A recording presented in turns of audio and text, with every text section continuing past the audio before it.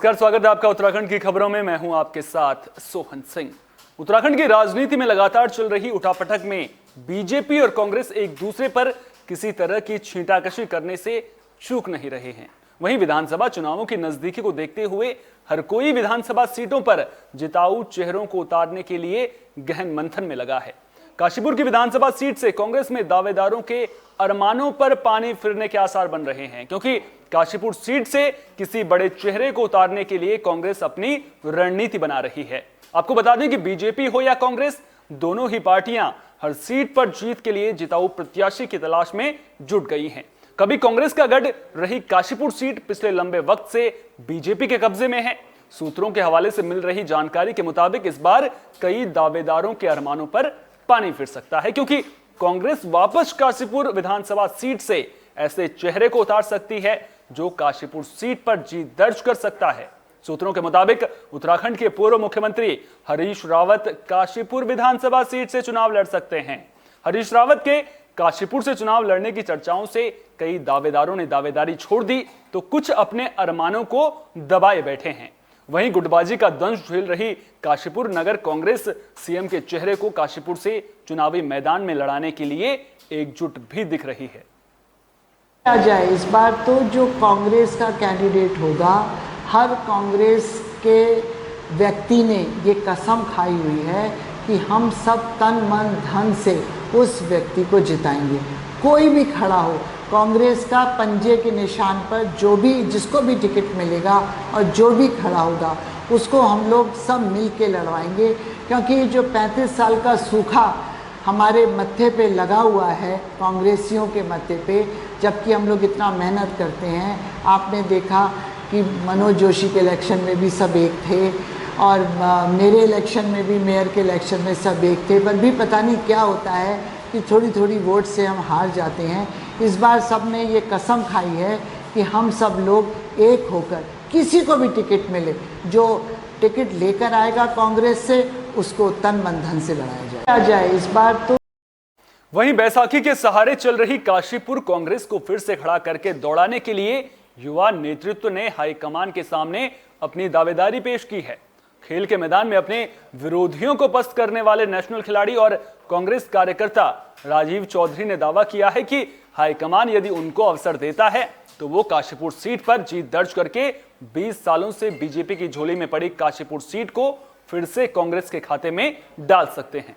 आपको बता दें कि काशीपुर में कांग्रेस की अंदरूनी गुटबाजी पुराने पिलरों के चलते कभी कांग्रेस को उभार ही नहीं पाई है। नए चेहरों को कभी इस सीट पर मौका ही नहीं दिया गया।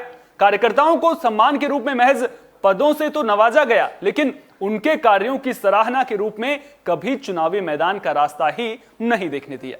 वहीं इस बार नेशनल खिलाड़ी राजीव चौधरी ने काशीपुर सीट से अपनी दावेदारी पेश करते हुए दावा किया है कि अगर पार्टी हाईकमान उनको मौका देता है तो बिखरी हुई कांग्रेस संगठन को काशीपुर में फिर से एकजुट कर काशीपुर सीट पर फिर से कांग्रेस का परचम वे लहरा सकते हैं।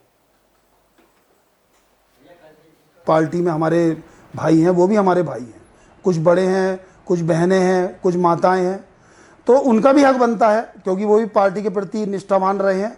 लेकिन अगर पार्टी सभी के सहयोग से मुझे टिकट देती है तो मैं इस सीट को जिताने का पूरा वादा करता हूं। मेरे पास वो शक्ति है, युवा शक्ति है, माताओं की शक्ति है, और क्योंकि मैं एक घर में जाना माना, पूरे काशीपुर में हर घर में जाना माना एक चेहरा हूं, और अगर सभी का आशीर्वाद मिला तो मैं पार्टी को यह सीट जिता के दूंगा।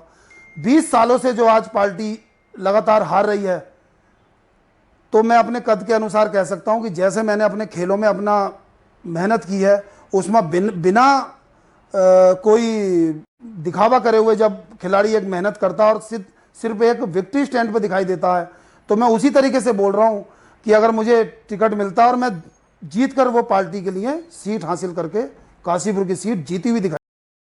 भारत रत्न गोविंद बल्लभ पंत की 130वीं जयंती विकासखंड धारचूला मुख्यालय पर मनाई गई।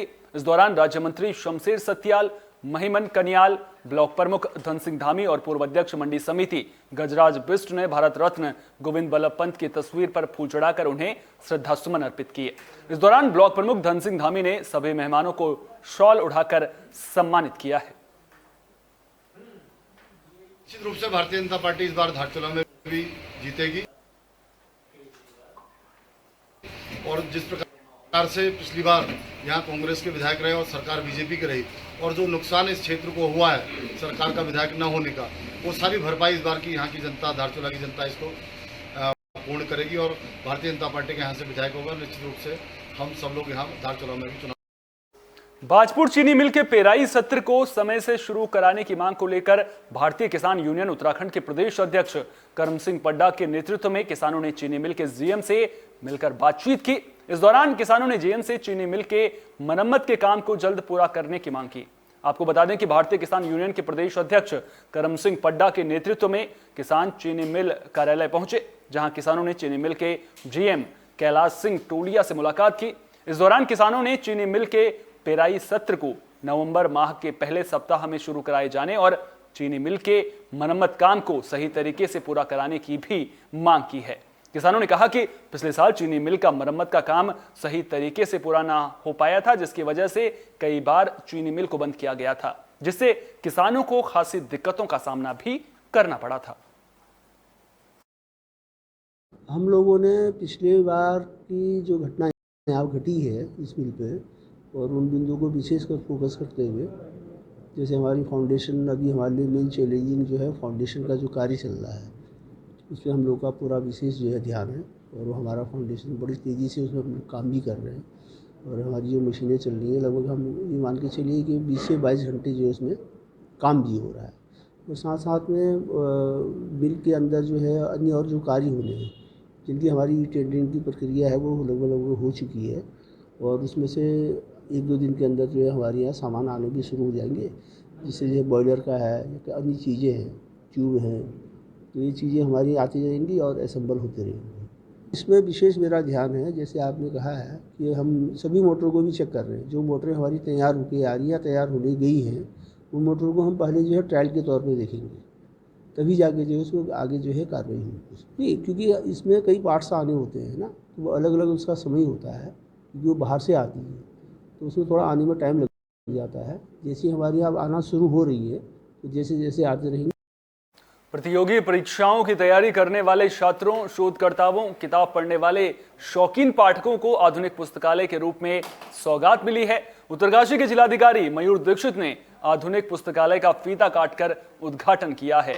इस दौरान नगर पालिका अध्यक्ष रमेश सेमवाल और बीजेपी के जिलाध्यक्ष रमेश चौहान भी मौजूद रहे। आपको बता दें कि 13 लाख की लागत से जिला पुस्तकालय का सौंदर्यीकरण और रूपांतरण कार्य कर लाइब्रेरी को आधुनिक स्वरूप में बनाया गया है, जिसमें 45,000 से ज्यादा किताबों के साथ ही प्रतियोगी परीक्षाओं जैसी नवीन अध्ययन सामग्री भी उपलब्ध है, जो प्रतियोगी परीक्षाओं की तैयारी कर रहे छात्र छात्राओं और पाठकों के लिए अहम साबित होगी। आज के पुस्तकालय उसका रूपांतरण का कार्यक्रम जनवरी में शुरू किया था हमने। इसमें पहले फेज़ में जो हमारी किताबें थी उनको व्यवस्थित रूप से लगाया गया और कैटलॉग बनाया गया, और दूसरे फेज़ में यहाँ की बिल्डिंग में जो कमियाँ थी और बुक्स थोड़ी बढ़ाई गई हैं, और नए रूप में लाइब्रेरी बनाई गई है, जिससे बच्चे आकर्षित हों और अधिक से अधिक बच्चे इसका उपयोग करें। और नेक्स्ट फेज़ में जो हमारे जनपद की अन्य लाइब्रेरियाँ हैं, राज्य की लाइब्रेरी, उनका भी रूपांतरण करें। आज की पुस्तकालय। इस बुलेटिन में मेरे साथ इतना ही। दीजिए इजाजत। नमस्कार।